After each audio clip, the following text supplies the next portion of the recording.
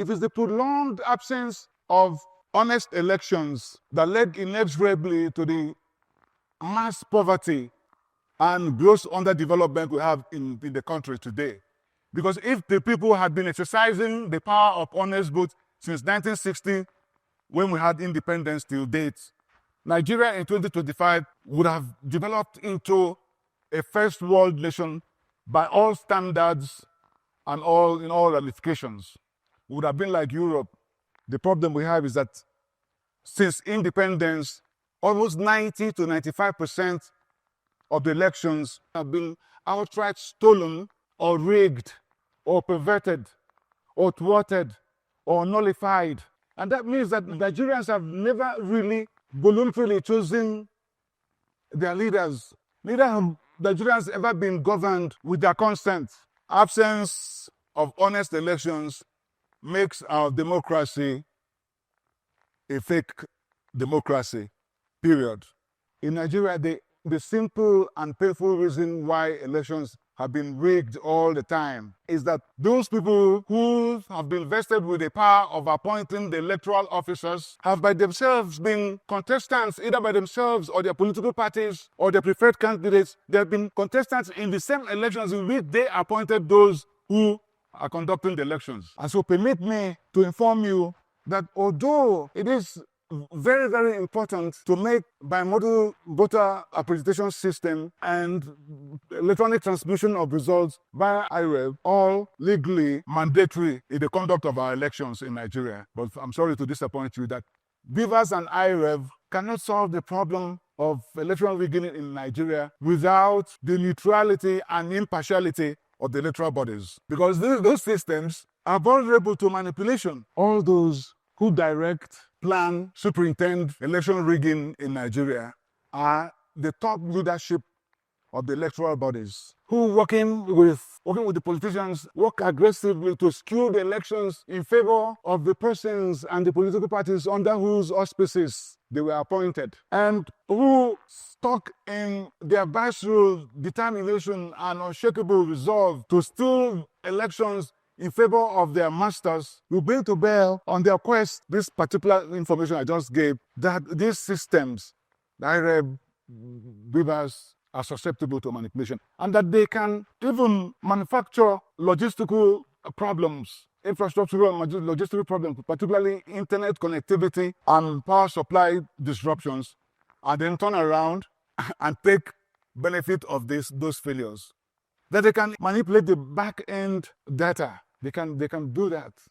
And that they can engineer system dysfunction and malfunction and exploit the resulting glitches. Or that they can even decide not to transmit the elections, whatever you say in the law, because it's always a do or die game for them. They can decide not to transmit the result electronically or delay it until it is useless. All the point we're making is that BVAS and 𝐈𝐤𝐻 cannot help much with election integrity without the integrity of the electoral bodies. And you and I know that the existing electoral bodies today in Nigeria, at the federal, at the state levels, they are not working for honest elections. They are rigging elections in collusion with us politicians for the benefit of those who appointed them. And therefore, the only way to ensure impartial, neutral, honest, transparent, free and fair conduct of elections in Nigeria is to devise a means by which the electoral personnel,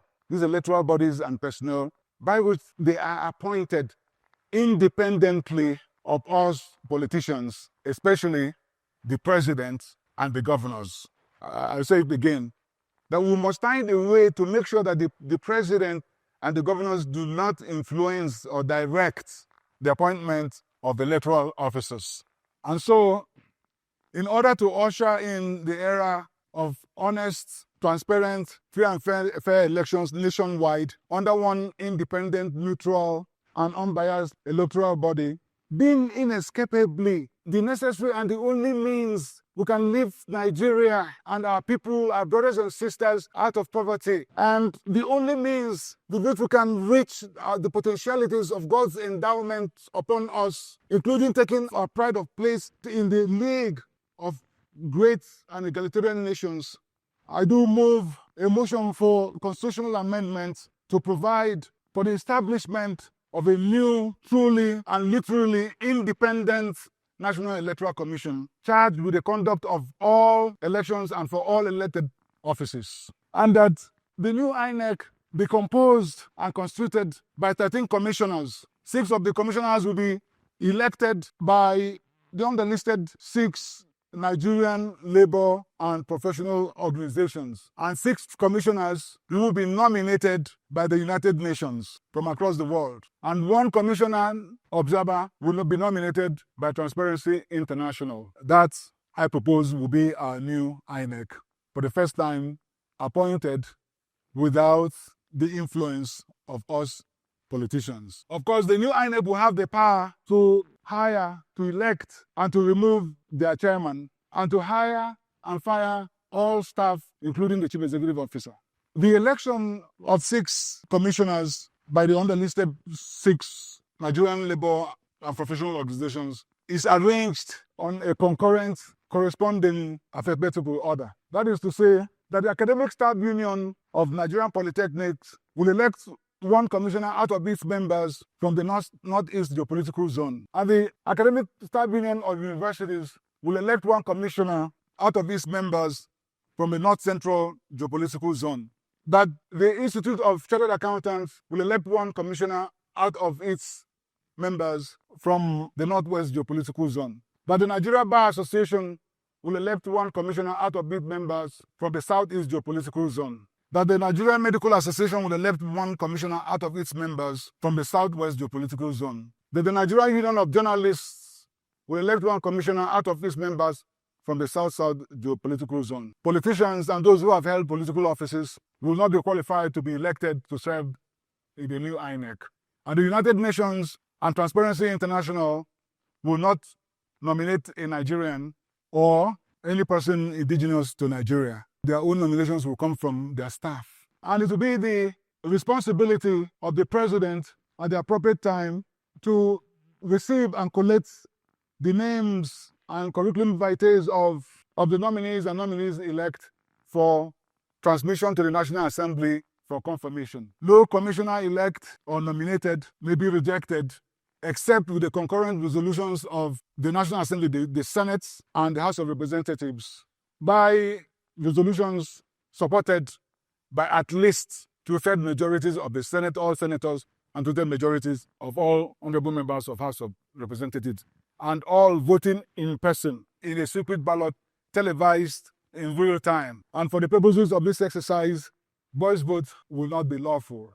I must hasten to add that the establishment of the new INEC will not impede or be a setback to the strides made in the devolution of powers to the state government, because in this instance, power has been taken from the governor regarding appointments of electoral bodies in the state, and from the president regarding electoral bodies covering other elections, and vested in a neutral body in order to trigger processes in motion for lifting Nigeria out of poverty. Let me clarify immediately that nominations by the United Nations and Transparency International will not in any way violate our sovereignty, because it is Nigeria as the sovereign nation that will make that request to the United Nations. It's Nigeria as a sovereign nation will make that request to the Transparency International. And United Nations and Transparency International would gladly accede to our request, because like all other development institutions and people of goodwill around the world, they rightly regard stealing of elections and rigging of elections as the worst and most destructive corrupt practice. And the United Nations has been undertaking anti-corruption programs and agencies in various countries with which it reaches agreement, like El Salvador, like Guatemala. And just the other day, the president of Honduras, Xiomara Castro, dispatched a letter to the United Nations pleading with the United Nations to come to the country to establish, man and run an international commission against corruption and impunity. And they've already signed the agreement. They are now in the implementation phase. So they'll gladly make these nominations And they have a vast pool of bureaucrats, of public servants, of anti-corruption experts that they can choose from all over the world, including Africa, in Middle East, in Asia, in the Americas, the Greater Europe, Caribbean nations. They can choose from anywhere because they would love to be part of this liberating effort of Nigeria to emancipate the people out of poverty. I've taken the liberty of preparing the draft bill for the amendment of the Constitution to provide for the establishment of the new INEC. And I'll be making that public, after which it will be submitted to the National Assembly for consideration. So in conclusion, I will urge all of us to remember always that a supermajority of our people, our brothers and sisters, have for far too long been hijacked, kidnapped, and they're buffeted with hunger, disease, illiteracy, squalor and slum dwelling, unemployment and insecurity, all because of misgovernance, principally made possible by stolen elections and rigging of elections and governing without the consent of the people. And so I will ask that all of us should stand up, or everybody in the country should stand up, so we join our hands with our sweat in shooting down these maladies with the strongest arrow in our archery, and with that golden bullet of ours, namely honest elections. And thereon shall we march triumphantly into the outstretched hands of prosperity and prosperity. God bless Nigeria.